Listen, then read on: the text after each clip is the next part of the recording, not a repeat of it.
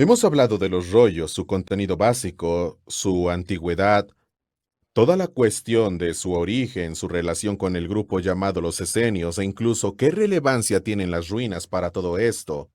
Pero ahora es el momento de pasar a la cuestión de qué relevancia tienen los rollos del Mar Muerto para el Nuevo Testamento y para Jesús y Juan el Bautista.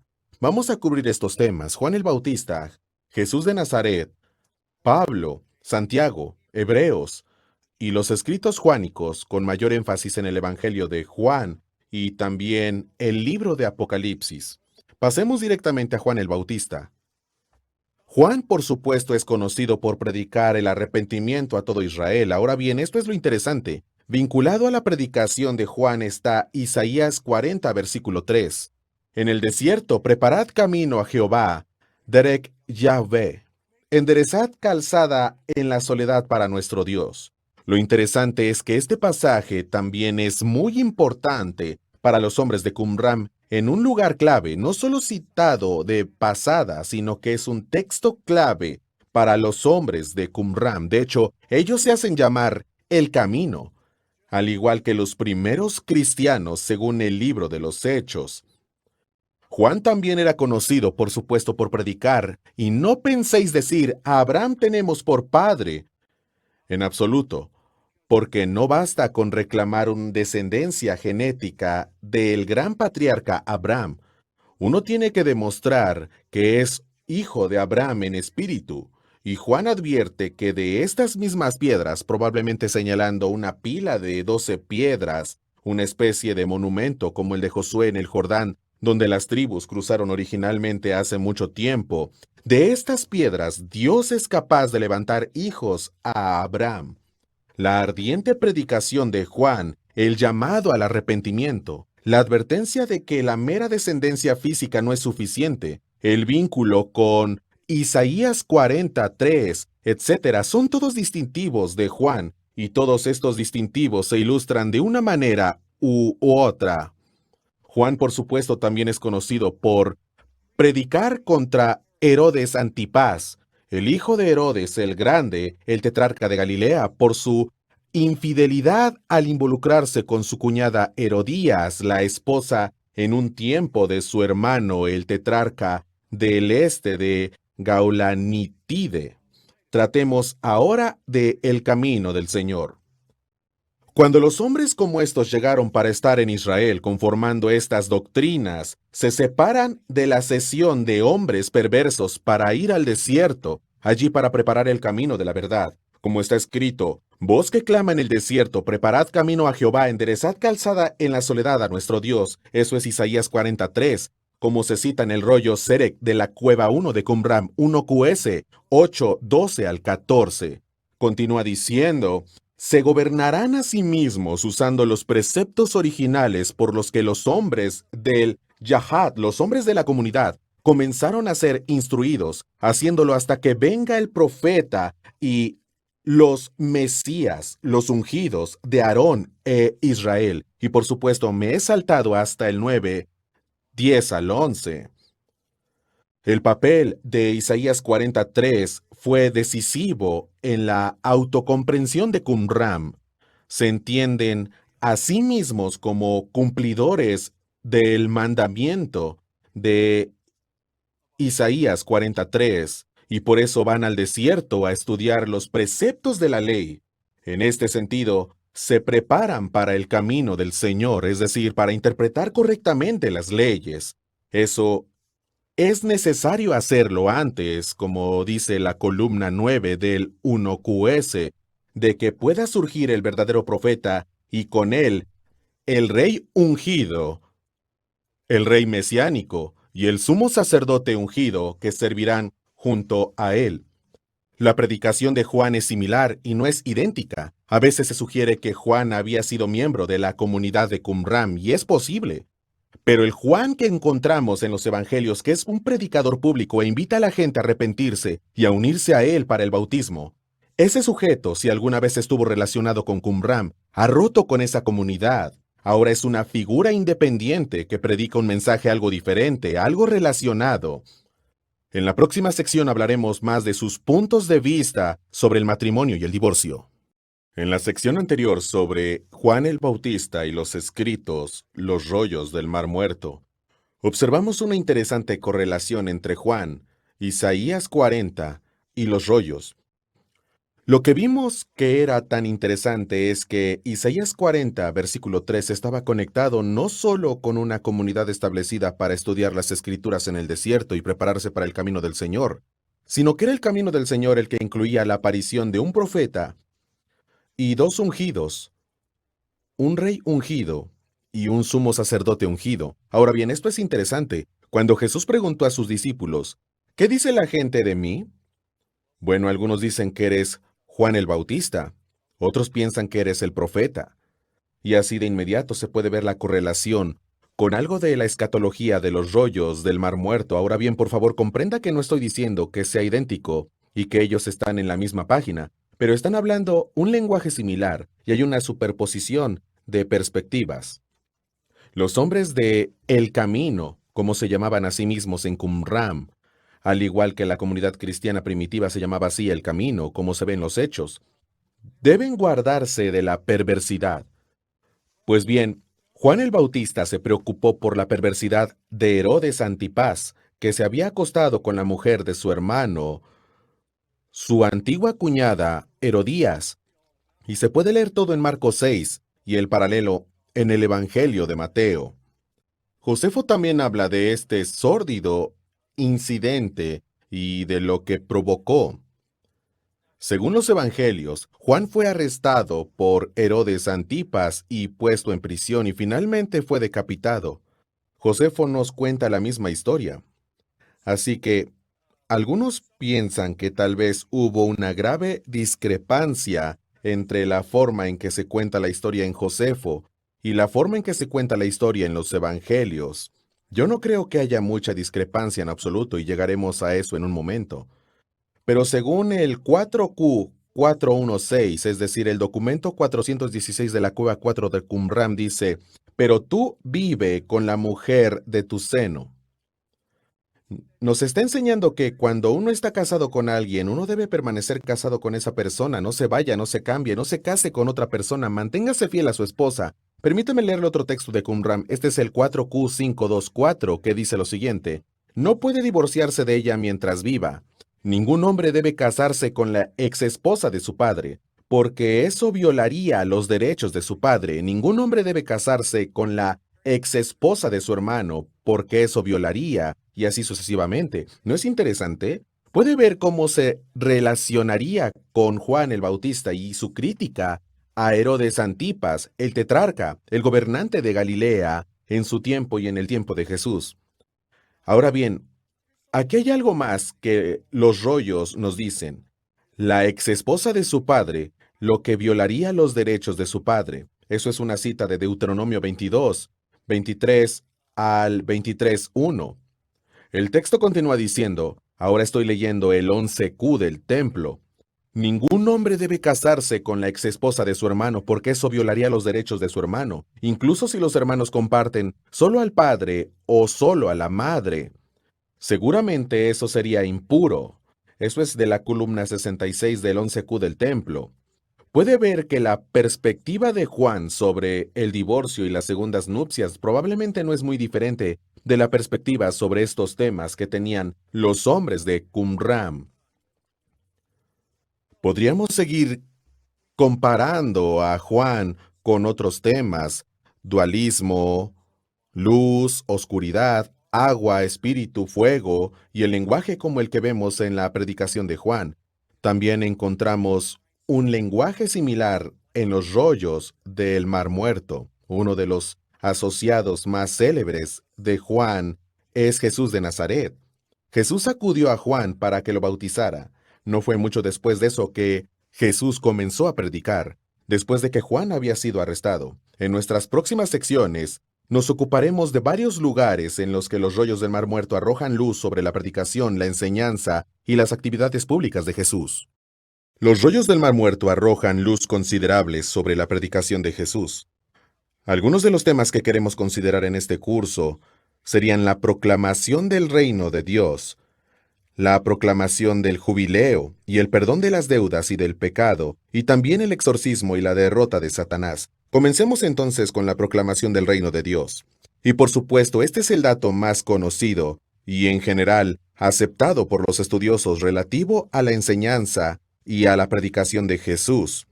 El tiempo se ha cumplido y el reino de Dios se ha acercado. Arrepentíos y creed en el Evangelio. Reino puede entenderse también como regla, buena noticia o evangelio. Esto se desprende de Isaías 49, 52, 7, 61, 1.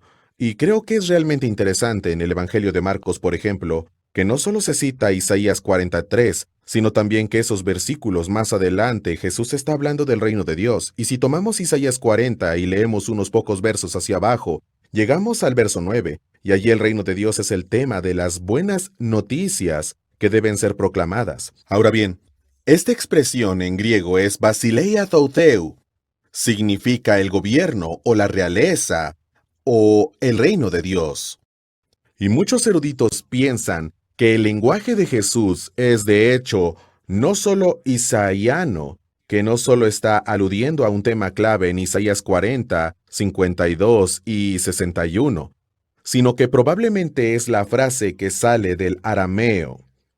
Ahora bien, en la versión posterior de Isaías en arameo, el Targum se lee, el reino de tu Dios se ha revelado y se convierte en una frase fija. Usted lo puede ver si lo busca en Isaías 40, versículo 9, Isaías 52, versículo 7, así como en otros lugares en la traducción y paráfrasis aramea de los profetas, conocida como el Targum.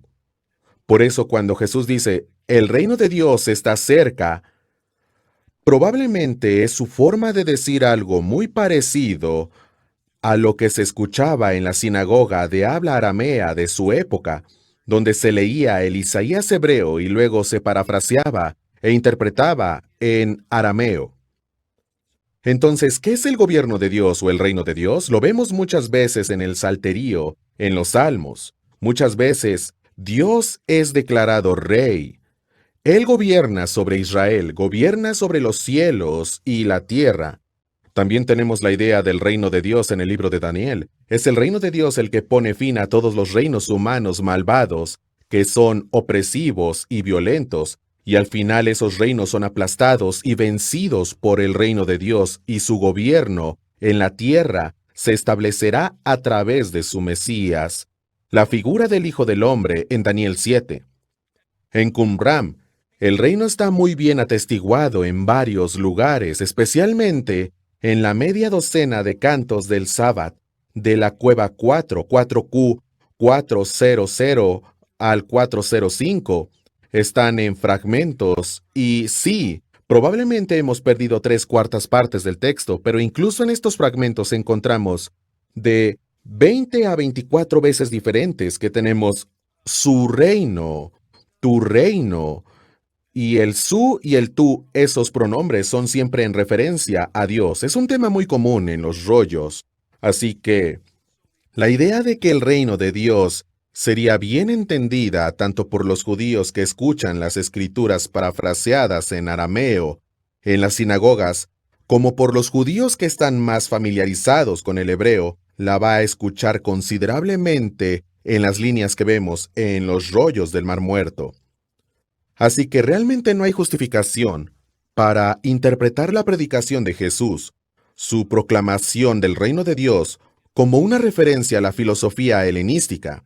Menciono esto porque esta idea ha sido sostenida por algunos de los miembros del Seminario de Jesús, el grupo con sede en California, que echa sus cuentas de colores en una cesta para determinar si Jesús realmente dijo esto, o tal vez no lo hizo, o tal vez es algo cercano.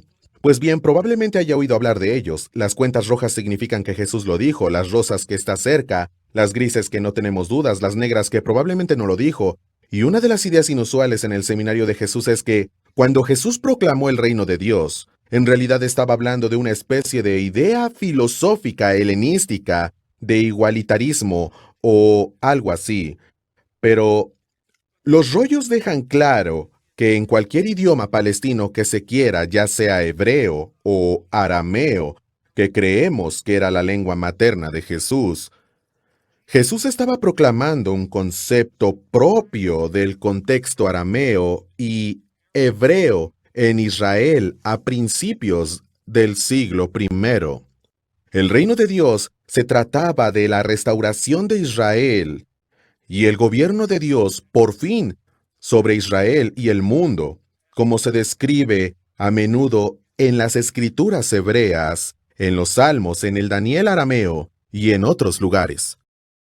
Una de las leyes de Moisés, una ley muy humanitaria, es la ley del jubileo.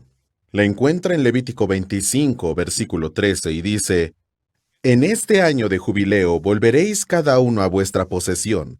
Por supuesto, en el contexto, lo que esto significa es que si ha perdido su propiedad, ha sido adjudicada, tal vez como prenda, tal vez tuvo que ser vendida temporalmente, necesitaba dinero o lo que fuera, y ha adquirido una deuda, después de 49 años, hay un año de jubileo en el que las deudas son perdonadas y la gente puede volver a su propiedad.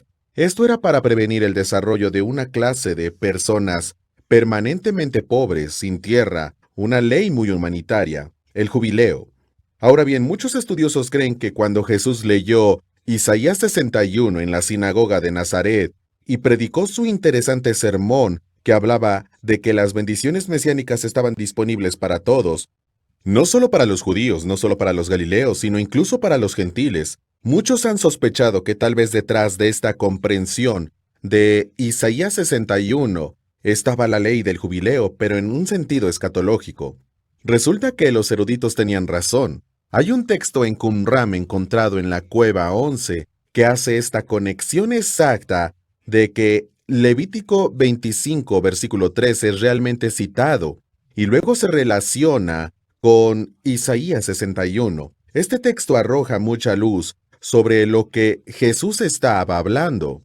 Isaías era un libro muy importante en su predicación, como ya señalamos en una sección anterior. El lenguaje de Isaías, el gobierno de Dios, todo eso está detrás de la proclamación de Jesús del reino de Dios. Pues bien, empecemos citando solo un poco de Lucas 4, versículos 16 al 30, donde Jesús está predicando en Nazaret y lee Isaías 61, y luego declara que esto se ha cumplido.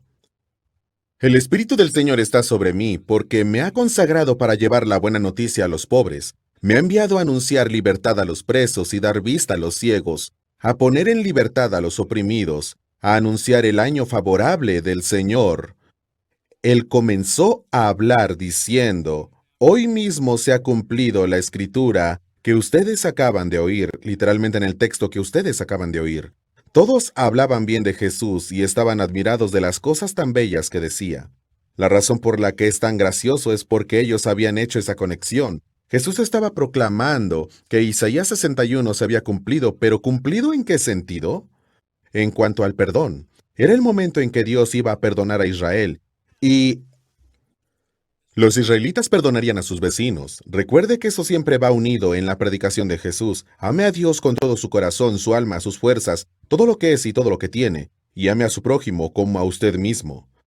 Y porque Dios nos ha perdonado, nosotros perdonamos a nuestro prójimo. El jubileo está ligado, pues, al mensaje escatológico de Jesús, a su predicación del reino de Dios. Ahora consideremos una parte del 11Q13. Ese es su número. La cueva 11 de Qumran, el documento 13, pero también se le da un nombre. Se llama 11Q Melquisedec, el misterioso Melquisedec.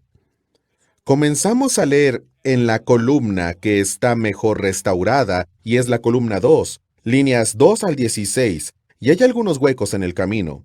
Comienza así. Comienza con una cita de Levítico 25, versículo 13. Y respecto a lo que dice la Escritura, en este año de jubileo volveréis cada uno de vosotros a vuestra propiedad. Aplica a los últimos días, tocante a los cautivos, tal como Isaías dijo: proclamar el jubileo a los cautivos. Isaías 61:1. El texto lamentablemente tiene un agujero aquí. Déjame seguir. Y de la herencia de Melquisedec para Melquisedec, que les devolverá lo que es suyo por derecho. Él les proclamará el jubileo, liberándolos así de la deuda de todos sus pecados, con su poder, juzgará a los santos de Dios y establecerá así un reino justo. Por lo tanto, Melquisedec llevará a cabo la venganza, Isaías 61:2, requerida por los estatutos de Dios. También librará a todos los cautivos del poder de Belial, ese es Satanás, y del poder de todos los espíritus predestinados a él. Junto con él estarán todos los seres divinos justos. Esto es una paráfrasis de Isaías 61:3. Luego sigue diciendo algo sobre los seres divinos. Esta visitación es el día de salvación que él ha decretado por medio de Isaías el profeta, tocante a los cautivos, ya que la Escritura dice, «Cuán hermosos son sobre los montes los pies del que trae alegres nuevas, del que anuncia la paz, del que trae nuevas de bien, del que publica salvación, del que dice a Sión, tu Dios reina». Eso es Isaías 52:7. Lo que hace este texto es reunir varios textos y temas que también son textos y temas importantes en la predicación de Jesús. Tenemos citado Isaías 52:7 y de hecho se cita en otras partes del Nuevo Testamento. Es probable que Isaías 52:7 forme parte de la concepción que Jesús tenía del Evangelio, las buenas nuevas, es decir, del reino de Dios. Vincula explícitamente la promesa del jubileo y el mandamiento de Levítico 25:13 con Isaías 61. Describe a Melquisedec, esta misteriosa figura, como proveedor del perdón no solo de la deuda, sino de los pecados de Israel. Esto es asombroso, esto es lo que hace Jesús. Le dice a la gente, tus pecados son perdonados. Le dice a la gente que debemos perdonarlos las deudas unos a otros. Es asombroso. Y por supuesto en arameo pecado y deuda vienen de la misma palabra, hovak. La correlación aquí entre la predicación de Jesús y lo que encontramos en este texto fragmentario, 11Q13 o 11Q Melquisedec, columna 2, estos puntos de correlación son asombrosos. Por supuesto, más adelante en este curso, en otra sección, diré algunas cosas más sobre lo importante que es el 11Q13 para entender la escritura de Hebreos. En la próxima sección hablaremos de la luz que los rollos del Mar Muerto arrojan sobre la importancia del exorcismo y la sanidad en el ministerio de Jesús. Así como es conocido por proclamar el reino de Dios, Jesús era bien conocido como exorcista y sanador. Por ejemplo, cuando da instrucciones a los discípulos, dice en Mateo 10, versículo 1, les dio autoridad sobre los espíritus inmundos para que los echasen fuera y para sanar toda enfermedad y toda dolencia. Eso es solo un resumen de las instrucciones de Jesús. Y yendo a predicar diciendo, el reino de los cielos se ha acercado, sanad enfermos, limpiad leprosos, resucitad muertos, echad fuera demonios, de gracia recibisteis, dad de gracia. Eso también está en Mateo 10. Por cierto, debo señalar que los exorcistas y curanderos profesionales cobraban honorarios. Jesús sana a la gente gratuitamente. Pues bien, ¿por qué es tan significativo todo esto de la sanidad y el exorcismo? ¿Es solo la cereza del pastel? ¿Es una especie de distracción? ¿O por qué es importante? Pues bien, es muy importante, es esencial. Notará que en muchos lugares de los evangelios Jesús vincula la predicación del reino de Dios con la sanidad y el exorcismo. Él mismo lo hace e imparte este poder a sus discípulos y les da las mismas instrucciones. Lea los pasajes de Marcos 3, Marcos 6, Mateo 10. Ahí lo verá. Cuando ellos salen a predicar, proclaman el reino y luego demuestran la realidad del mismo a través del exorcismo y la sanación. ¿Por qué? Volvamos atrás y echemos un vistazo a la experiencia de Jesús en el desierto. Encontramos algo más que es muy interesante, que involucra espíritus malignos, exorcismos y Satanás. Y estoy pensando en cuando Jesús es tentado en el desierto. Por ejemplo, en uno de los pasajes es tentado 3 veces, según el material paralelo de Mateo 4 y Lucas 4. En una de estas tentaciones, Satanás le dice a Jesús, si eres hijo de Dios, échate abajo, porque escrito está, y ahora Satanás cita el Salmo 91. Pues a sus ángeles mandará cerca de ti, y dice, en las manos te llevarán para que tu pie no tropiece en piedra. Eso es citar el Salmo 91, 11 al 12. Es bastante interesante que el diablo cite las escrituras en su intento de reconfortar a Jesús, tentándolo a que se arroje en una exhibición espectacular, en una demostración que se lance desde el pináculo del templo. ¿De dónde viene esto? Si usted va al Salmo 91 en el Antiguo Testamento, su traducción al español, o si lo busca tanto en el original hebreo como en la traducción griega, no lee nada en el Salmo 91 sobre espíritus malignos o Satanás ni nada parecido. Pero se sorprendería mucho si mirara los versículos 5, 6, 9, 10 y los comparara con el arameo, la forma en que se lee, y en lugar de solo una plaga o algo en la noche que es aterrador, o flechas o algo así, que podría asaltar su tienda o algo así, como se lee en el hebreo, en el arameo escuchará sobre bandas de demonios y el ángel de la muerte. Incluso leerá sobre Salomón, que es equipado y protegido para protegerse de los espíritus malignos. Entonces, ¿de dónde viene esta idea de que el Salmo 91 ofrece no solo protección contra los peligros habituales a los que nos enfrentamos los mortales, sino quizás incluso protección contra los espíritus malignos, contra el propio diablo? ¿Y por qué se introduce el nombre de Salomón? Pues bien, existe una leyenda sobre Salomón en la antigüedad. Mucho antes de la época de Jesús, el sabio Salomón había llegado a ganar una fantástica reputación. No solo era un estudioso de la geografía y la botánica, sino también de todo tipo de artes ocultas. Se supone que era un maestro exorcista. La leyenda decía que un ángel le había dado un anillo especial que le daba poder sobre los espíritus malignos. Hay un libro llamado El Testamento de Salomón, compuesto en el siglo I, que cataloga los nombres de todos los espíritus malignos y el daño que causan a los seres humanos, y cómo uno puede frustrarlos. Y Salomón sabe todo esto. Según Josefo en Antigüedades de los Judíos, libro 8, divaga y habla del famoso Salomón, que renunció a encantos y conjuros. Josefo dice que en una ocasión vio a un exorcista llamado Eleazar expulsar un espíritu maligno justo delante de Vespasiano, el general que más tarde se convertiría en el emperador romano, justo delante de Vespasiano y sus hijos Tito y Domiciano y otras autoridades romanas. Utilizó este anillo, utilizó la raíz de mandrágora, con la que podía succionar el espíritu maligno a través de la nariz del enfermo.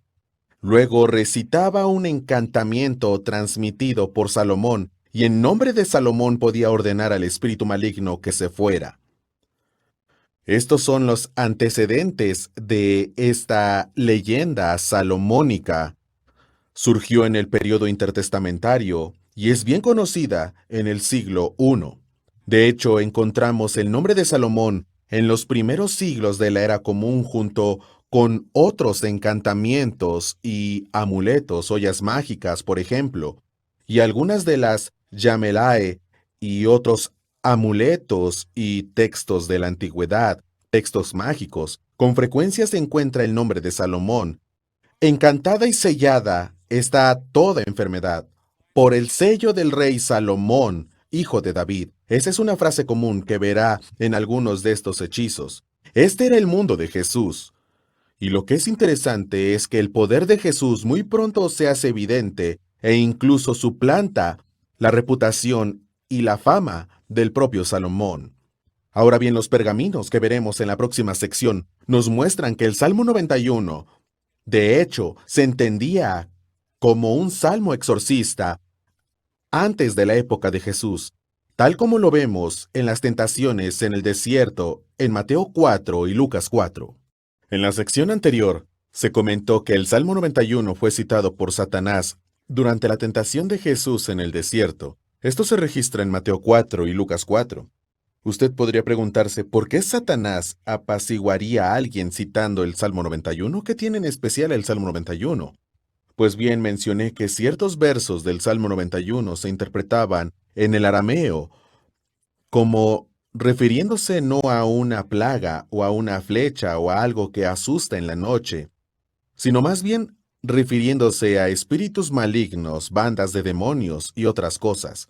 De hecho, en la paráfrasis aramea, el Targum del Salmo 91, hay inclusive una referencia a Salomón. Señalamos que Salomón era considerado un campeón en la lucha contra los espíritus malignos, que se había retirado de encantamientos y conjuros, y que el propio Josefo conocía de esto, y habla de un hombre llamado Eleazar que, en nombre de Salomón, y haciendo uso de un encantamiento supuestamente transmitido por Salomón, era capaz de expulsar a los espíritus malignos. Qumran nos ayuda en este caso. ¿Se entendía el Salmo 91 en la época de Jesús o incluso antes como algo relacionado con la protección contra los espíritus malignos? Sí, según Qumran, así era.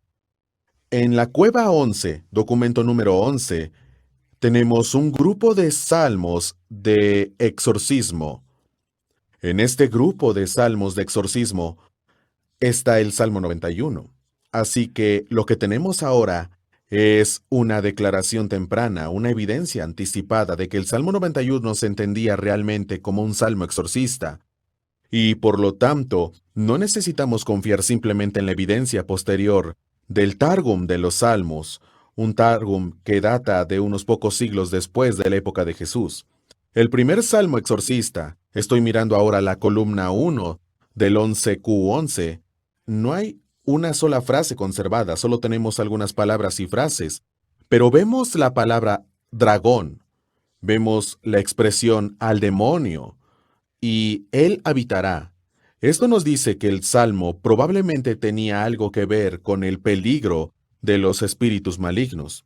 El segundo salmo exorcista está mejor conservado, aunque también está lleno de agujeros y fragmentos.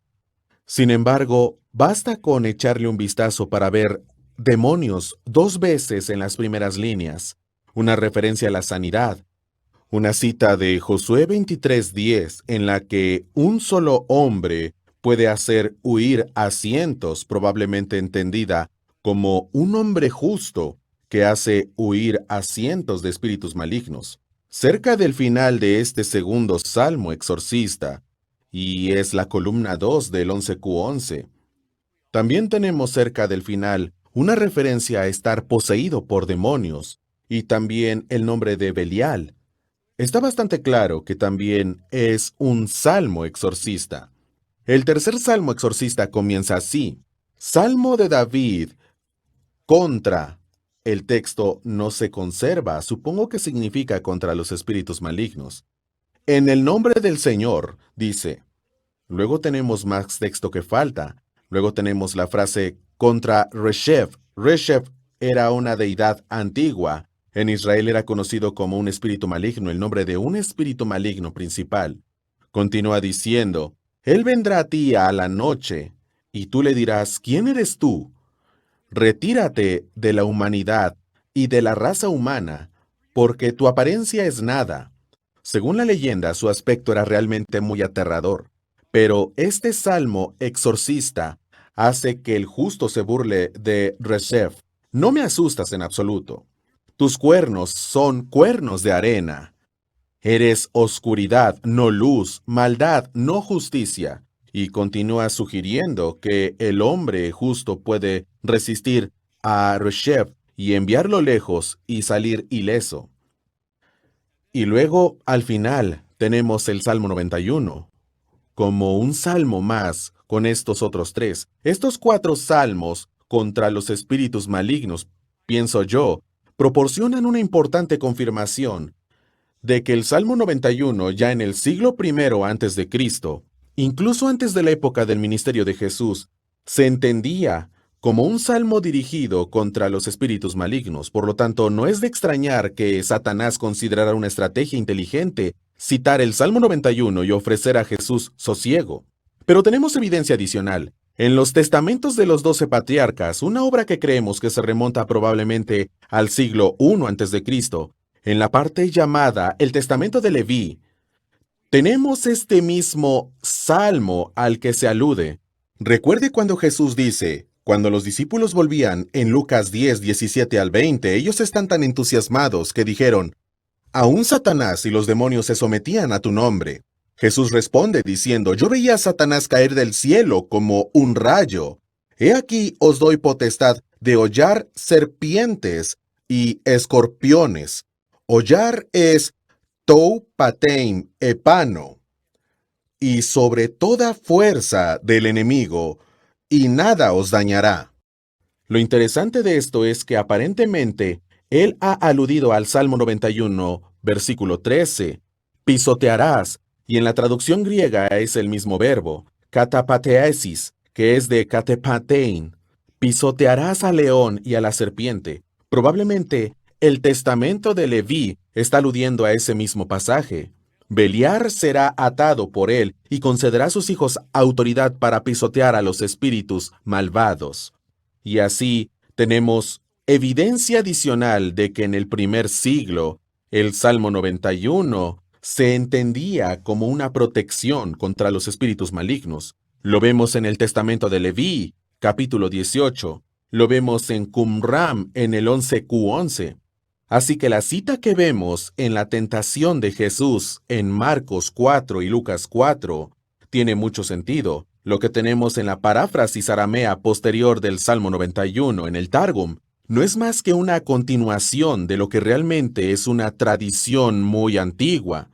Qumran ayuda a confirmar la antigüedad de la tradición y al mismo tiempo aclara la naturaleza de este intercambio con el diablo en el desierto.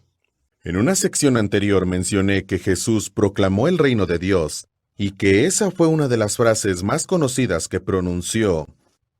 Tal vez la segunda sea, bienaventurados los que, o bienaventurados ustedes, sus bienaventuranzas. Son muy populares, muy conocidas, incluso tenemos una iglesia de las bienaventuranzas en Galilea con vista al mar de Galilea, donde la leyenda dice que ahí es donde Jesús pronunció las bienaventuranzas.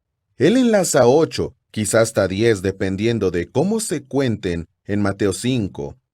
Y una de las cosas interesantes sobre las bienaventuranzas es que hasta que se descubrieron los rollos del Mar Muerto nunca habíamos tenido una secuencia de bienaventuranzas de más de 2. Tenemos algunas coplas, como solemos llamarlas en el Antiguo Testamento, bienaventurado el que hace esto y aquello, bienaventurado el que hace otra cosa. Pero nunca hemos tenido más de 2, así que Jesús parecía ser inclusive único al enlazar tantas. Tenemos 4 en Lucas, seguidas de 4 ayes, pero tenemos 8 en Mateo. Luego tenemos una ligera variación después de la 8 y la número 9, y lo que podría ser la número 10. Y así es como se comienza el Sermón del Monte. Muy notable, muy singular y muy poético. Permítame leerle solo algunas de ellas, comenzando en Mateo 5, versículo 3. Bienaventurados los pobres en espíritu, porque de ellos es el reino de los cielos. Bienaventurados los que lloran, porque ellos recibirán consolación. Bienaventurados los mansos, porque ellos recibirán la tierra por heredad. Bienaventurados los que tienen hambre y sed de justicia, porque ellos serán saciados. Bienaventurados los misericordiosos, porque ellos alcanzarán misericordia. Bienaventurados los de limpio corazón, porque ellos verán a Dios. Bienaventurados los pacificadores, porque ellos serán llamados hijos de Dios.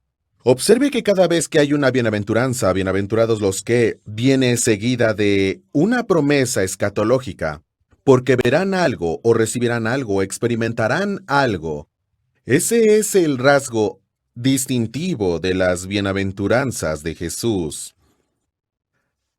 Ahora bien, Qumran nos ha ayudado aquí. No solo ha salido a la luz un texto con una serie de bienaventuranzas, sino que la forma es a la vez similar y a la vez diferente. A menudo no son solo las similitudes las que nos ayudan a comprender mejor a Jesús o a los escritores del Nuevo Testamento, son las diferencias las que nos ayudan a destacar los rasgos distintivos y el motivo por el que la gente escuchó a Jesús y se maravilló. Me refiero al 4Q525. En otras palabras, el documento 525 de la Cueva 4 de Qumran.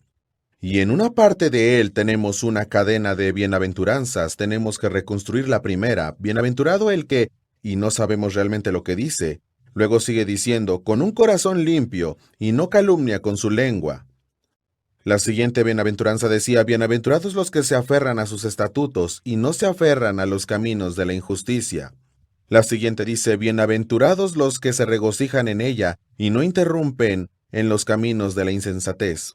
Bienaventurados los que buscan con manos puras y no la buscan con un corazón engañoso. Bienaventurado el hombre que alcanza la sabiduría y camina por el camino del Altísimo y establece su corazón en sus caminos, y así sucesivamente.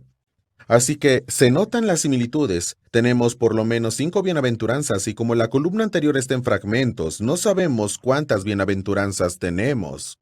Simplemente tenemos 5 existentes en esta parte del texto.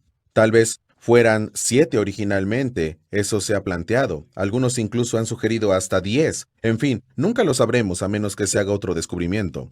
Lo interesante no son solo las similitudes, tenemos al menos 5 bienaventuranzas encadenadas, por lo que su forma es similar a la de Jesús. Tenemos las palabras puro y limpio y otras palabras que son aproximadamente sinónimas con parte del contenido de las bienaventuranzas de Jesús, pero no tenemos una promesa escatológica. Parece ser distintivo de Jesús cuando dice, bienaventurados los pobres de espíritu, porque de ellos es el reino de los cielos, o bienaventurados los que lloran, porque ellos recibirán consolación. Bienaventurados los mansos, porque ellos recibirán la tierra por heredad. Aquí no hay ninguna promesa, simplemente es dichoso el que cumple la ley, dichoso el que es fiel al pacto. Esa parece ser la idea implícita. Parece que hay un elemento de sabiduría detrás de las bienaventuranzas en el 4Q525.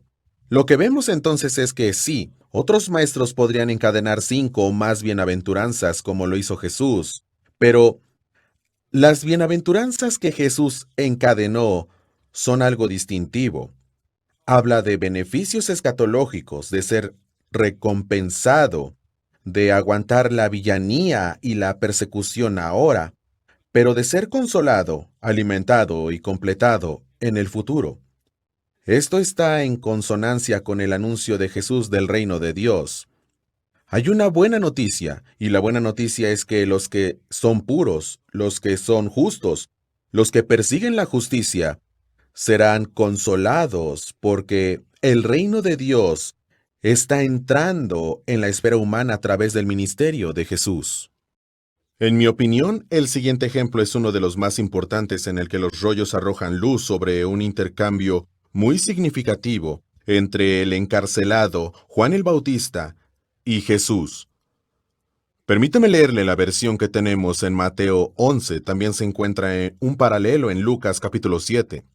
Según Mateo 11, versículos 2 al 6, y al oír Juan en la cárcel los hechos de Cristo, le envió 2 de sus discípulos para preguntarle, ¿eres tú aquel que había de venir o esperaremos a otro?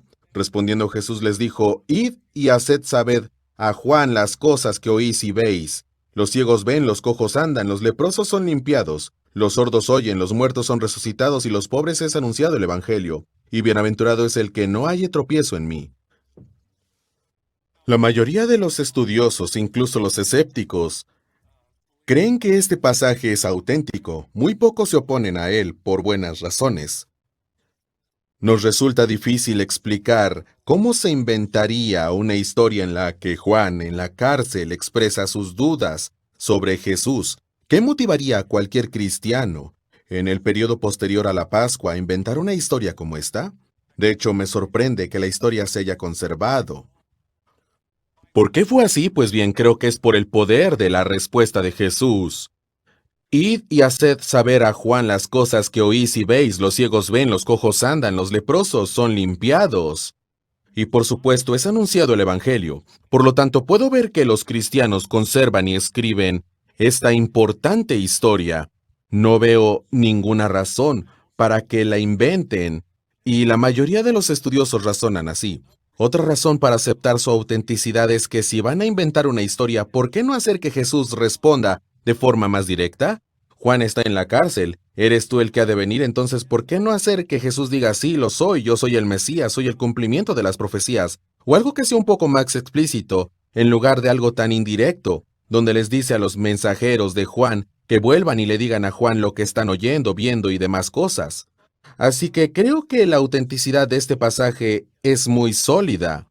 Realmente hay pocos o ningún motivo para objetarlo. Pero la pregunta realmente interesante es, ¿era este texto mesiánico? Mateo cree que lo es, y aquí es donde resulta interesante. Si compara Mateo 11 y Lucas 7, Lucas no dice esto al presentarlo, pero Mateo sí, dice que cuando Juan estaba en la cárcel, había oído hablar de los hechos, de las obras del Cristo o del Mesías. Así que Mateo es quien escribe esta historia y esta pequeña parte, esta introducción que compuso, Lucas la presenta con palabras diferentes. Por lo tanto, Mateo la presenta diciendo que es mesiánico. Cuando Juan se entera de las obras del Mesías, envía mensajeros y le preguntan a Jesús, ¿eres tú el que ha de venir? Entonces, ¿está Mateo en lo correcto o simplemente está agrandando el potencial mesiánico? Es una pregunta interesante. Esta es una pregunta que Qumran ha respondido. Y me refiero al 4Q521, el documento 521 de la Cueva 4 de Qumran, al que también se le da el nombre de Apocalipsis Mesiánico. Permítame leerle un poco de él. Porque los cielos y la tierra escucharán a su Mesías, y todo lo que hay en ellos no se apartará de los mandamientos de los santos. Fortaleceos, oh vosotros que buscáis al Señor en su servicio. ¿No encontrarán al Señor en esto todos los que esperan con el corazón? Porque el Señor busca a los piadosos y llama a los justos por su nombre. Sobre los humildes se cierne su espíritu, y Él renueva a los fieles con su fuerza. Porque honrará a los piadosos en el trono de su reino eterno, liberando a los prisioneros, abriendo los ojos de los ciegos, levantando a los abatidos. Y el Señor hará cosas gloriosas que no se han hecho antes, tal como dijo, porque sanará a los malheridos, dará vida a los muertos, anunciará buenas noticias a los pobres.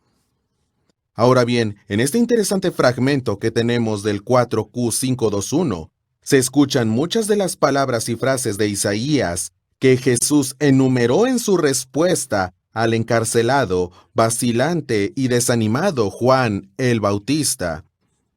Estos paralelos son muy sugerentes. En otras palabras, cuando el Mesías viene, ¿qué sucede?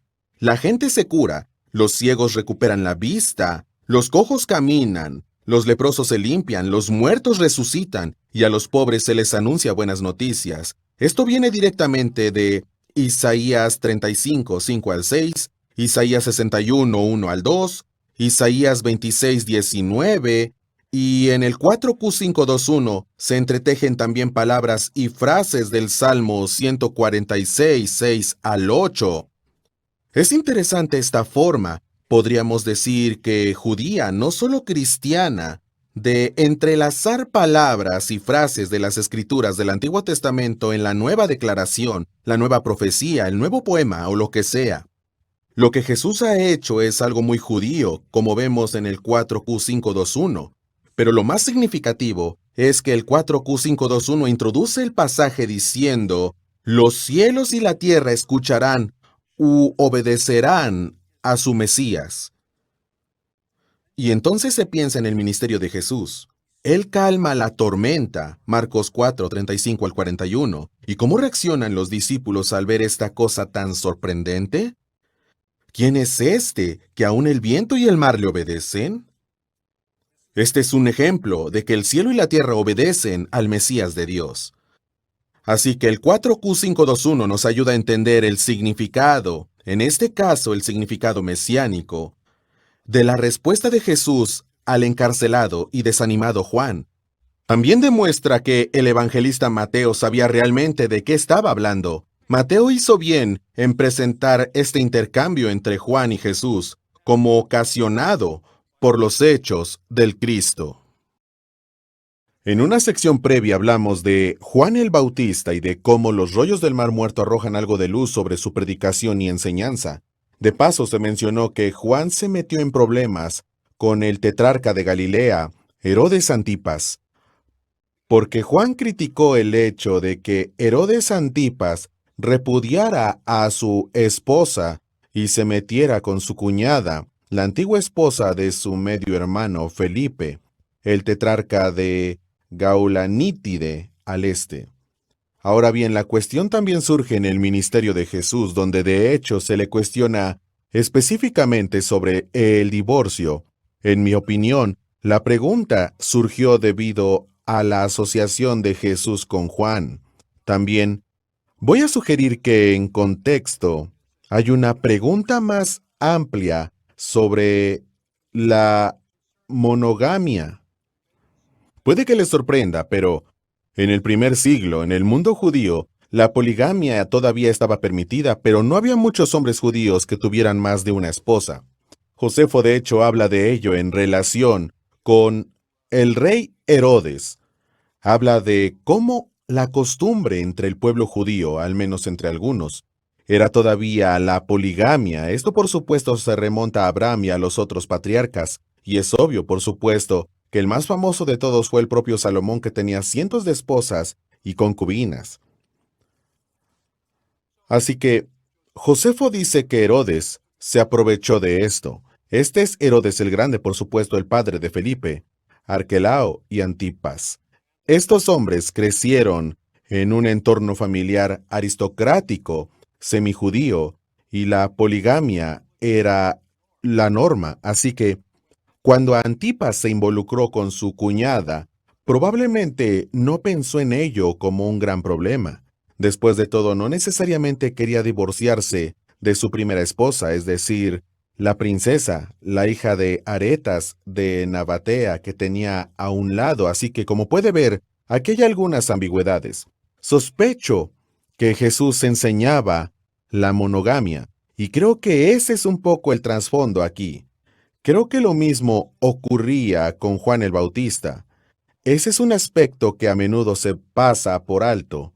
Así que tengamos eso en cuenta cuando leamos Marcos 10, versículos 2 al 9, donde abordan a Jesús y le preguntan específicamente cómo entiende la ley del divorcio.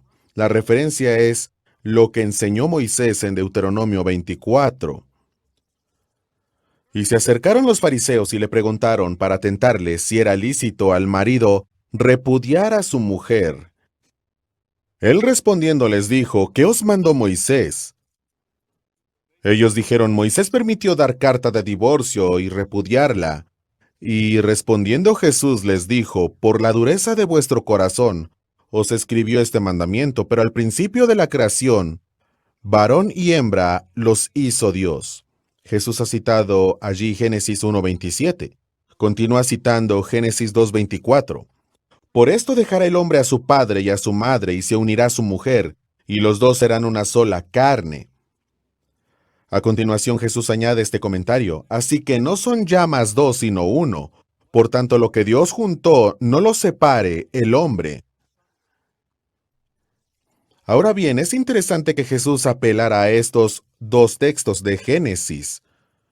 Si nadie más hubiera apelado a ellos, podríamos pensar, bueno, este fue el uso innovador que hizo Jesús de las Escrituras y tal vez fue su propia y peculiar comprensión y calificación de la ley de divorcio que se detalla en Deuteronomio 24. En algunas otras enseñanzas Jesús se queja de lo que realmente motiva el divorcio en su tiempo. A menudo era la lujuria, donde un hombre simplemente quería un cambio, por así decirlo. Está cansado de su esposa con lo que se casó hace años, y ahora quiere una mujer más joven. Así pues, ellos encuentran lo que en realidad son motivos engañosos para el divorcio. Y así usted puede ver algunas de las enseñanzas rabínicas acerca de lo que justifica el divorcio, usualmente en un contexto de comentario sobre Deuteronomio 24, donde dice algo como que si un hombre encuentra algo indecente o algo que no le gusta de su mujer y decide divorciarse de ella, entonces debe escribir un acta de divorcio. Ahora bien, la idea de Deuteronomio 24 es proteger a la mujer. Hay un contrato. El hombre se ha casado con ella. Hay dos familias que ahora están legalmente unidas. Y si el hombre quiere despedir a su mujer, tiene que tener fundamentos para ello. La legislación de Deuteronomio 24 le impone la obligación de dar una explicación, y su antigua familia política va a examinar esta explicación para averiguar si realmente hay motivos legítimos para el divorcio. Por supuesto, la ley del divorcio libera a la mujer, elimina la ambigüedad, Es una mujer que ahora es libre de volver a casarse. Esa es realmente la idea y Jesús lo sabe, pero Jesús va más allá de eso y apela a la creación misma del hombre y la mujer y a cómo toda la idea desde el principio de la creación misma es que el matrimonio sea permanente, que un hombre y una mujer se unan como una sola carne, no va a fragmentarse, no va a dividir su cuerpo, vivirá consigo mismo como uno solo durante toda su vida. Ahora bien, lo interesante es que en Qumran, en más de un pasaje, se apela a estos mismos pasajes de Génesis capítulo 1 y 2, argumentando esencialmente la misma perspectiva. Permítame comenzar con ese importantísimo texto sectario de Qumran, el texto de Damasco, que se encontró en el Cairo. Columna 4, a partir del 19. Los constructores de muros de mala calidad están atrapados en dos pecados, dos problemas. Creemos que los constructores de muros de mala calidad son probablemente una referencia a los fariseos. El primer problema en el que están atrapados es la fornicación al tomar dos esposas en su vida. Aunque el principio de la creación es varón y hembra, los creó, y los que entraron en el arca entraron en el arca de dos en dos. Eso está en Génesis 7:9. Así que en otras palabras, el orden natural se ve justo en el emparejamiento de los mismos animales cuando entraron en el arca. Con respecto al líder, está escrito, no multiplicará esposas para sí mismo. Eso es de Deuteronomio 17:17. Así que aquí tenemos tres textos importantes reunidos en Qumran que argumentan a favor de la permanencia del matrimonio, de quedarse con la esposa original y no cambiarla, no añadir otra. Pero David no había leído el libro sellado de la ley en el arca porque no se había abierto en Israel desde el día de la muerte de Eleazar y Josué, y los ancianos que servían a la diosa Astarot yacía enterrado y no fue revelado hasta la aparición de Sadoc. ¿No es interesante? Tenían que excusar a David porque David es un modelo para ellos. No obstante, tenían más de una esposa porque donde esto se detalla. Concretamente Deuteronomio, que acabamos de citar, era un libro sellado y no se abría ni se leía en el tiempo de David. Sin embargo, las acciones de David fueron todas excelentes, excepto el asesinato de Urías, y Dios lo perdonó por eso. ¿No es interesante? Desean tanto que David sea el modelo, que tienen que inventar una excusa para su poligamia, también el asesinato de Urías. Sin embargo, apelan a Génesis 1:27, para mostrar que el principio de permanencia en el matrimonio realmente se ve en la propia creación. Pasemos ahora a otro texto de Qumran. Este es el 4Q416, es decir, un texto de la cuarta cueva de Qumran, número 416. Dice lo siguiente: si quieres casarte con una esposa en tu pobreza, tómala de los hijos del secreto de las cosas, cuando estés unido, es decir, te casas con ella. Vive junto a tu ayudante carnal. Pues como dice el versículo, el hombre debe dejar a su padre y a su madre y unirse a su mujer y serán una sola carne. Se trata de Génesis 2:24. Así que aquí en estos dos textos diferentes tenemos los mismos versículos de Génesis 1:27 y 2:24 que Jesús mismo citó. ¿Qué observamos? Al apelar a Génesis 1:27 y 2:24, Jesús argumenta contra el divorcio, que en su época era fácil de conseguir. Algunos rabinos interpretaron el Deuteronomio como si simplemente dijera que si su mujer le desagrada, es decir, si quema la cena, tiene motivos para divorciarse. Y un rabino del siglo II incluso dijo que si tu mujer te desagrada porque miras a tu alrededor y ves a alguien más guapa que ella, tienes motivos para divorciarte. Vaya, eso suena moderno. Eso es muy hollywoodense para mí. Jesús no asumirá nada de eso, como tampoco lo hizo Juan el Bautista. Él argumenta que divorciarse de una mujer y casarse con otra porque la lujuria le sedujo, no solo es pecaminoso, sino que incluso argumenta, a mi parecer, en contra de la poligamia. En primer lugar, que la unión matrimonial es permanente y es monógama. Por tanto, la oposición de Jesús al divorcio y a la comprensión de Deuteronomio 24 no está fomentando el divorcio, sino más bien poniendo una carga más pesada sobre el hombre que desea divorciarse de su esposa. Esto es coherente con la crítica de Juan a Herodes Antipas y su unión con su cuñada Herodías. Al igual que los hombres de Qumran, Pero en contra de la práctica de algunos de los ricos y poderosos de su época, Jesús defendía firmemente la monogamia. De este modo, lo que los rollos del Mar Muerto hacen por nosotros es ayudarnos de nuevo a esclarecer la naturaleza de la enseñanza de Jesús y a ampliar el contexto en el que esta enseñanza habría sido escuchada y apreciada. Descubrimos que en realidad es una enseñanza que forma parte de una cuestión más amplia y controvertida en la propia época de Jesús. Esta es una lección que debemos tener en cuenta, que cuando estudiamos un pasaje de la Escritura, solo conocemos una parte del contexto completo y por lo tanto debemos buscar otros recursos que se relacionen con el tema, en un esfuerzo por obtener una imagen lo más completo posible de lo que se debate, de lo que la gente pensaba y de lo que era controvertido en la época de Jesús. El divorcio en su tiempo, divorcio y segundas nupcias, era controvertido, al igual que lo es en nuestra época. La gente odia los impuestos hoy en día, ¿no es así? Todos los odiamos, todos han oído el dicho de que la muerte y los impuestos son las únicas cosas seguras en la vida. Pues bien, en la antigüedad tampoco gustaban los impuestos. Lo que mucha gente no se da cuenta es que no solo se cobraban impuestos y se pagaban a Roma, y que el pueblo judío no solo contribuía con diezmos y regalos al templo de Jerusalén, sino que también existía algo llamado impuesto del templo, y este era controversial. Mucha gente desconoce las controversias en torno al impuesto del templo, y por ello no son conscientes, creo yo, de un elemento importante del contexto de esa interesante historia que se encuentra solo en Mateo. Mateo 17, 24 al 27. Todo el mundo se enfoca en la moneda, en la boca del pez, y ese es un detalle interesante, pero ¿es la controversia sobre el impuesto lo que hay detrás? Ese es el verdadero tema, así que veamos esa historia y luego averigüemos qué luz arroja Qumran sobre ella. Permítame leerlo, es Mateo 17, 24 al 27. Cuando llegaron a Capernaum vinieron a Pedro los que cobraban las 2 dracmas, y le dijeron, ¿vuestro maestro no paga las 2 dracmas? Él dijo, sí.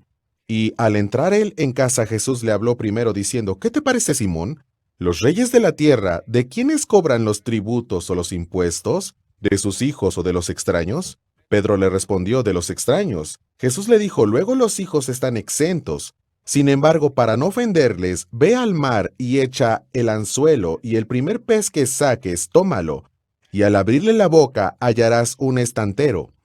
Tómalo y dáselo por mí y por ti. Esa es una parábola interesante que Jesús introduce en medio de este momento de enseñanza con Pedro. ¿Qué hay con los hijos del rey? Y por supuesto la aplicación aquí es que los hijos de Dios son hijos del gran rey, Dios mismo, y por eso realmente no le deben impuestos a Dios. Esa es realmente una enseñanza interesante. No está hablando de los impuestos que se deben al César, ese es otro tema. Él está hablando de si Dios realmente requiere que se le paguen impuestos. Si lo ve de esa manera, entonces en un sentido usted no es realmente hijo de Dios porque los reyes no cobran impuestos a sus propios hijos. Es una enseñanza muy interesante. Pero lo que me interesa en este momento es cómo Qumran aclara un aspecto de esta. ¿De qué está hablando Jesús inicialmente? Pues bien, el impuesto de medio ciclo se enseña en Éxodo 30, versículos 11 al 16. Leeré algo de este pasaje. Habló también Jehová a Moisés diciendo, cuando tomes el número de los hijos de Israel conforme a la cuenta de ellos, cada uno dará a Jehová el rescate de su persona cuando los cuentes. Estamos hablando de que en ocasiones se le llama el rescate, en otras el impuesto de medio ciclo.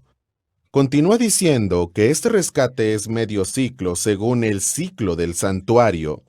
Continúa definiendo su peso, etcétera, y su valor.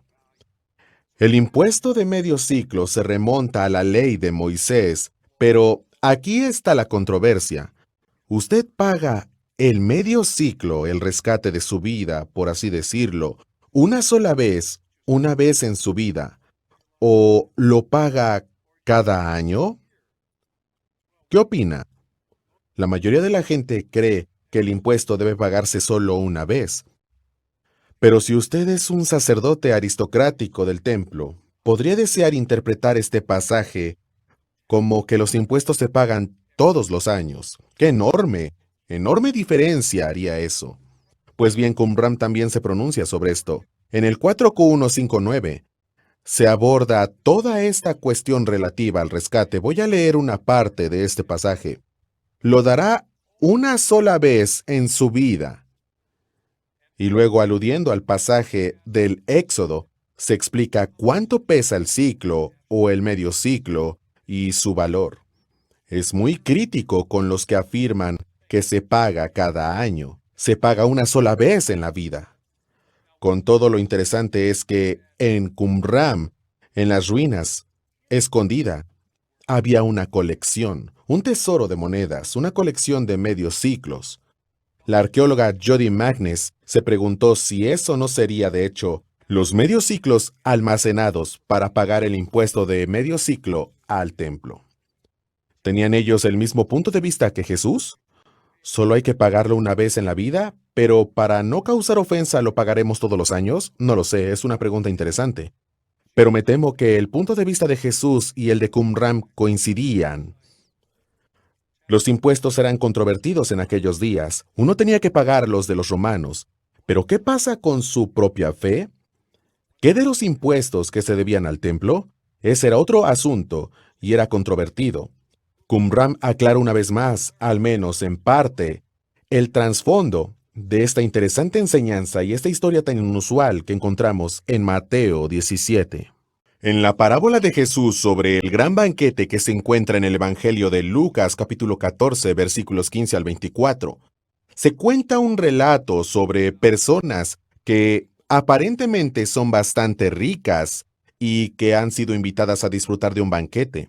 Y concluimos esto por las excusas que ofrecen. Un hombre ha comprado un campo, tiene que ir a verlo. Otro hombre ha comprado 5 yuntas de bueyes. Esto es una gran adición a sus animales de granja y necesita examinarlos. Otro dice que está casado y que por eso no puede venir. Todas estas excusas reflejan la riqueza. Un hombre ha añadido un campo a su propiedad, por lo que su patrimonio se está ampliando. Recuerde que esta es una sociedad agraria y esta es su verdadera medida de riqueza, su tierra. Otro hombre ha añadido 5 yuntas de bueyes. Tiene mucha tierra por arar. Esto implicaría una gran riqueza y la expansión de la propiedad personal. Otro hombre, como está casado, no puede venir. Probablemente implica que está de vacaciones. Después de todo, está exento de los deberes cívicos y militares durante un año, según Deuteronomio, por haberse casado. Se trata de gente acomodada, no es la gente que se las arregla para ir al día. Cuando llega la invitación al gran banquete, se disculpan, están demasiado ocupados y preocupados por otras cosas. En otras palabras, su riqueza, su prosperidad, su aparente bendición se interpone. El anfitrión del banquete se enoja cuando sus sirvientes regresan y le dicen que las personas que invitó, que originalmente confirmaron su asistencia y dijeron que vendrían, han dicho, lo siento. Así que se enfada y dice, ve pronto por las plazas y las calles de la ciudad y trae acá a los pobres, los mancos, los cojos y los ciegos. Eso está en Lucas 14:21. Es interesante que tengamos esa lista. ¿Qué tienen los pobres, los ciegos, los cojos, etcétera? ¿Qué los hace tan especiales? ¿Por qué en la parábola de Jesús Él los distingue? Pues bien, creo que los rollos del Mar Muerto nos ayudan a entender eso. En la regla de la comunidad 1QSA, esto sucede cuando viene el Mesías y hay un banquete. Se compone de 2 columnas de texto. Tiene algo muy interesante que decirnos. Habla de que cuando viene el Mesías y los grandes de Israel ocupan su lugar, hay algunos que están excluidos. El 1QM, Milhamak, el rollo de la guerra, habla de que cuando los justos de Israel se alinean y preparan para la batalla contra los malvados, hay unos que no pueden participar porque esta gran guerra, esta gran Milkamá, es vista como un acto de adoración. A usted nunca se le ocurriría llevar un animal defectuoso al Señor en el templo, entonces las personas defectuosas están excluidas tanto del banquete que celebra la gran guerra y su victoria, como de la guerra misma. Esto se puede leer en estos 2 textos. En el 1QSA 2, 5 al 9, dice específicamente que los mutilados de ambas piernas o manos Los cojos, los ciegos, los sordos, los mudos, etc. Nadie así puede venir y acercarse y sentarse a la mesa. El rollo de la guerra dice lo mismo. En la columna 7, en las líneas 4 al 6, ningún mutilado, ciego o cojo o que tenga otros defectos puede participar en esta guerra santa porque es un acto de adoración. Como ve, lo que creo que Jesús está haciendo es responder a esa idea de exclusividad, como si su aspecto físico, su discapacidad, ceguera, cojera o lo que sea, le descalificara espiritualmente para recibir la máxima bendición de Dios. ¿De dónde viene esto? Usted puede escribir 2 columnas y compararlas y ver que muchas de estas palabras sobre los defectos, cojera, ceguera, etc., provienen directamente de Levítico 21, versículos 17 al 23. Pero observe el contexto. Esto no tiene nada que ver con quién estará delante de Dios, quién será recompensado en consecuencia, tiene que ver con quién servirá en el tabernáculo y posteriormente en el templo. Solo se trata de mostrar respeto a Dios para darle lo mejor, tanto el animal del sacrificio como en relación al sacerdote que hace la ofrenda. De eso se trata. No tiene nada que ver con la elección o la posición ante Dios de un individuo. Creo que Levítico 21 y su lista de tipos de personas prohibidas, defectos y demás ha inspirado en Qumran una idea de quién puede sentarse a la mesa del banquete que celebra ese momento escatológico en el que el reino de Dios ha llegado a su plenitud, para sentarse a la mesa con el Mesías, o toda la idea de la guerra santa. Jesús está reaccionando a eso porque esa parece ser la forma de pensar de muchos en su propia época. En su parábola del gran banquete desafía ese pensamiento, esa forma de entender la elección. Así que tenga cuidado. Su riqueza puede no ser un signo de bendición, de hecho puede convertirse en un obstáculo y una trampa. Puede capturar su corazón y alejarle de las cosas de Dios y de apreciar a aquel que las da, y en su lugar, en la mesa de honor, cuando el Mesías venga, pueden sentarse aquellos que no pensaba que eran especialmente bendecidos, aquellos que son cojos o ciegos o pobres, o que están desfavorecidos de otras maneras. Jesús desafió a su generación a pensar en esto de una manera nueva. Creo que esa misma enseñanza desafía también a nuestra generación, así que aquí tenemos de nuevo otro ejemplo de cómo los rollos esclarecen, a mi parecer, un elemento muy esencial propuesto por Jesús y aquellos que le escuchan cuando cuenta la parábola del gran banquete. Para mi siguiente ejemplo de cómo Qumran arroja luz sobre las enseñanzas de Jesús, quiero dirigir su atención a un pequeño fragmento. Un fragmento minúsculo que solo nos da unas pocas líneas y no un enunciado completo, sin embargo es vital para nuestra comprensión de una parábola tan importante. La parábola de Jesús sobre los labradores malvados se encuentra en Marcos 12 y tiene paralelos también en Mateo y Lucas. La parábola comienza con algunas palabras, al menos en la versión de Marcos, extraídas de Isaías 5. Isaías 5, 1 al 7 es el cantar de la viña de Isaías, y es una parábola muy aguda, de reprimenda dirigida contra Jerusalén y los hombres de Israel. Lo que hace Isaías es que comienza con una canción sobre el cuidado amoroso que Dios le da a Israel, como si fuera una viña selecta. Ha sido plantada en tierra preparada, las piedras han sido removidas, la vid ha sido plantada, se ha construido un muro, hay una torre de vigilancia, hay una tinaja de vino que ha sido tallada en la piedra para la recolección del jugo de uva.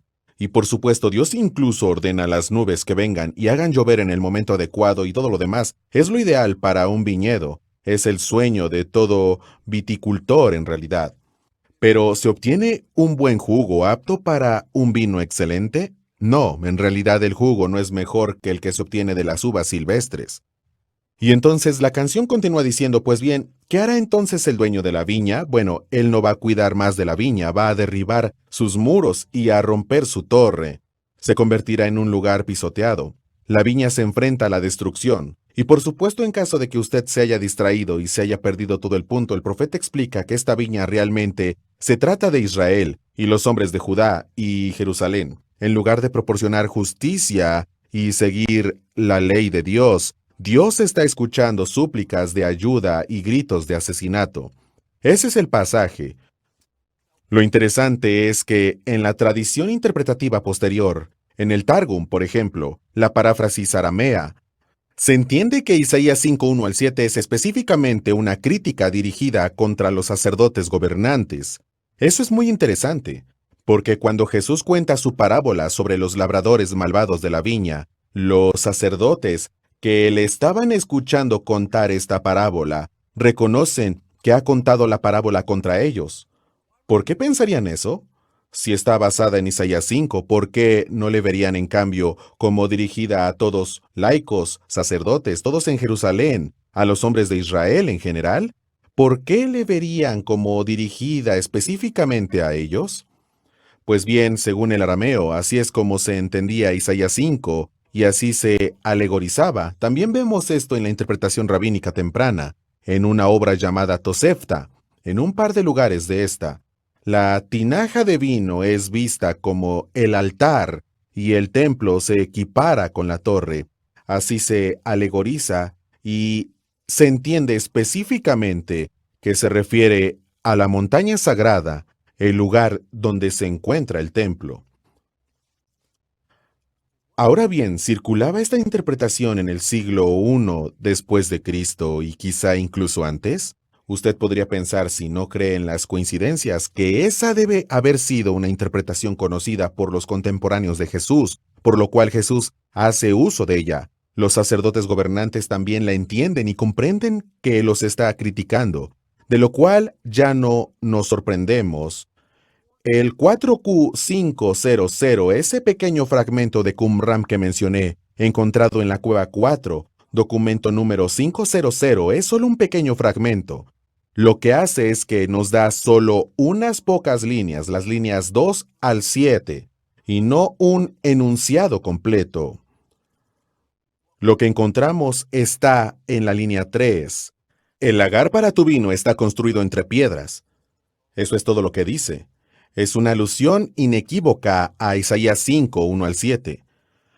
Y los estudiosos que han hablado de este texto lo reconocen, ni siquiera se discute. Hay una referencia a la puerta de la altura santa en la línea 4. Pues bien, la puerta de la altura santa es una referencia inequívoca al templo. Así que lo que tenemos aquí combinado es una referencia a Isaías 5, Isaías 5 entendido como una referencia no a la ciudad de Jerusalén o al pueblo de Israel en general, sino más específicamente como una referencia al establecimiento del templo mismo. Continúa refiriéndose a los canales gloriosos en la línea 5. Eso es equivalente a la interpretación rabínica que prevé que algún día los canales fructíferos, los canales de agua que dan vida, fluyan desde el monte del templo. Y podemos reconstruir la última palabra de la línea 7, tu viña. Así que creo que hay pocas dudas de que el 4Q500 está hablando de Isaías 5, el famoso cantar de la viña. Al igual que el Targum y la interpretación rabínica posterior, se entiende que Isaías 5 se refiere específicamente al templo. En mi opinión, esto nos provee una confirmación. La comprensión de Jesús de Isaías 5 como una crítica a la fundación del templo, que fue una estrategia interpretativa, una comprensión interpretativa disponible en su tiempo, incluso en el siglo I antes de Cristo, que es donde debemos fechar el 4Q500. Así que una vez más, esta vez un pequeño fragmento, básicamente del tamaño de un sello postal grande, un pequeño fragmento de texto de Qumran, ayuda a confirmar la interpretación de una parábola muy importante y nos ayuda a reconocer que esta orientación del templo era realmente conocida en la época de Jesús e incluso antes.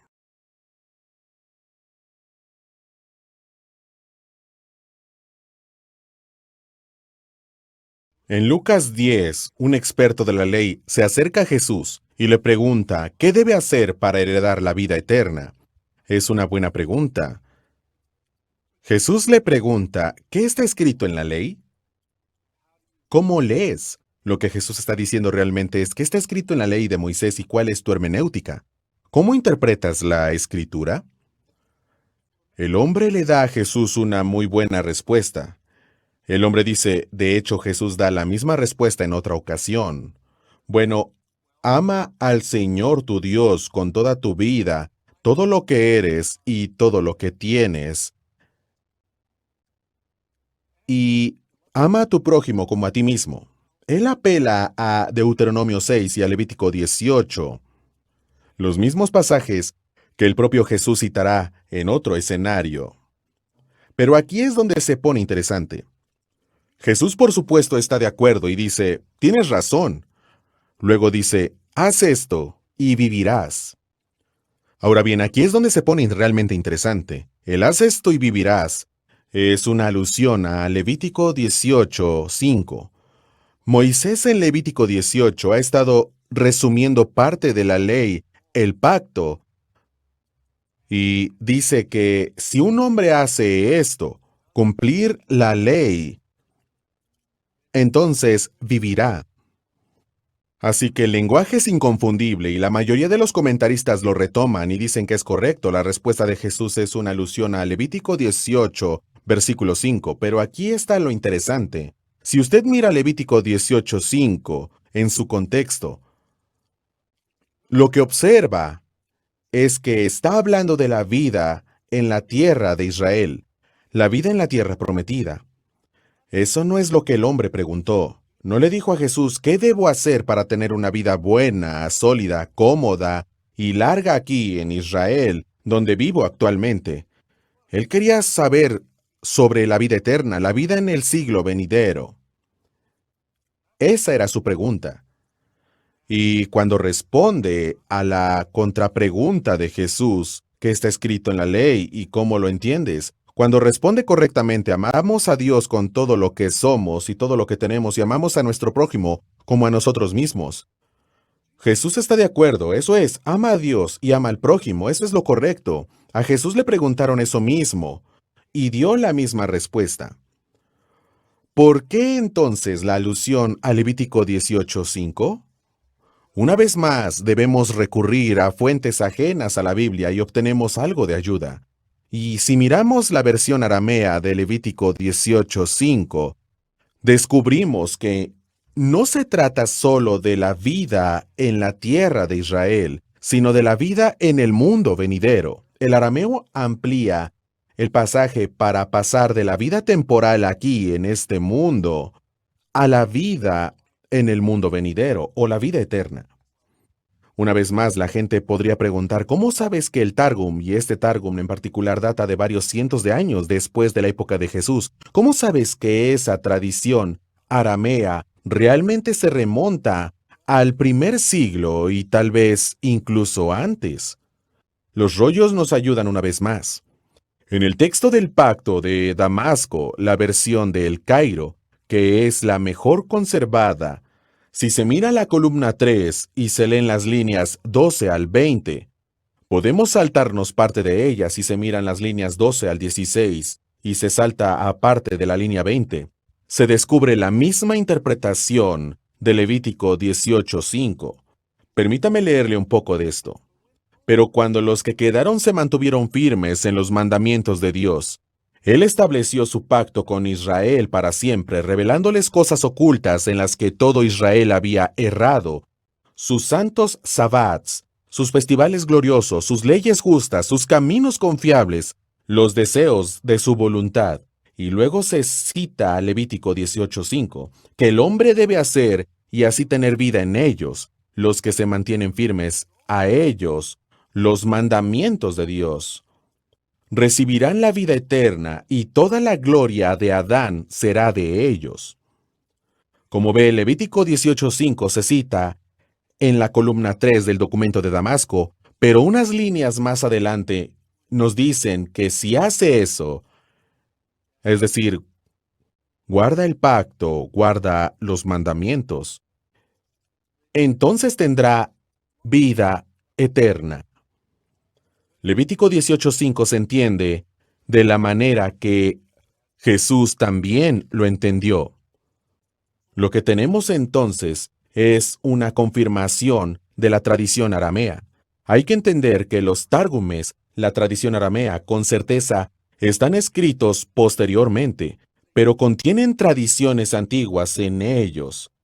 Y una vez más vemos que un rollo que data probablemente del siglo I antes de Cristo, cuando fue compuesto originalmente, entendía Levítico 18:5 de la misma manera.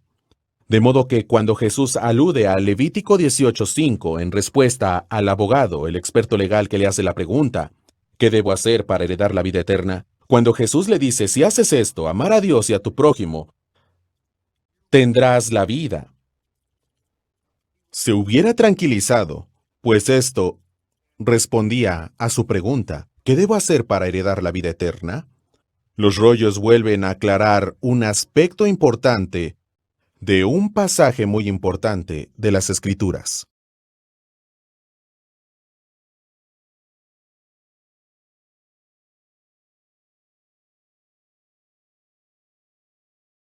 En varias de las secciones anteriores hemos revisado cómo los rollos aclaran el mundo de Jesús y de Juan el Bautista. Hemos visto, en algunos casos específicos, cómo los rollos del Mar Muerto arrojan luz sobre la predicación de Juan, su lenguaje dualista, sus actividades de bautismo, especialmente su correlación con Isaías 43 y la preparación del camino del Señor en el desierto, la forma en que Qumran lo entendía, tomándolo más bien literalmente, yendo al desierto para preparar el camino del Señor interpretado en las Escrituras, etc. La correspondencia de Isaías 40 con el reino de Dios y la forma en que debía entenderse se ve muy útil en la predicación de Jesús, y los pergaminos también se interesaban por el reino de Dios, su reino, tu reino, como se dirige uno en ocasiones a Dios en la oración. De hecho, seguimos viendo que en muchos lugares los rollos aclaran aspectos importantes de la enseñanza de Juan, donde amonesta a Herodes Antipas con respecto al divorcio y las segundas nupcias. Vemos lo mismo en las enseñanzas de Jesús sobre el divorcio y las segundas nupcias, en las enseñanzas de Jesús sobre el impuesto del templo, en el uso que hace de Isaías 5 en su parábola de los viñadores malvados, en su diálogo con el hombre que le preguntó qué debía hacer para heredar la vida eterna, en la parábola de Jesús sobre el banquete, en las invitaciones que rechazaron los que parecían ser individuos muy ricos y a quienes muchos considerarían bendecidos, y cómo en el banquete, en su lugar, se invitó a personas ciegas y cojas y demás. Podríamos entender entonces, en la enseñanza de Jesús, una dinámica que funciona en relación a la elección y a las suposiciones sobre cómo deben interpretarse las escrituras. ¿Quiénes son realmente justificados? ¿Quiénes realmente serán convocados y recompensados y se les dará lugares de honor y demás?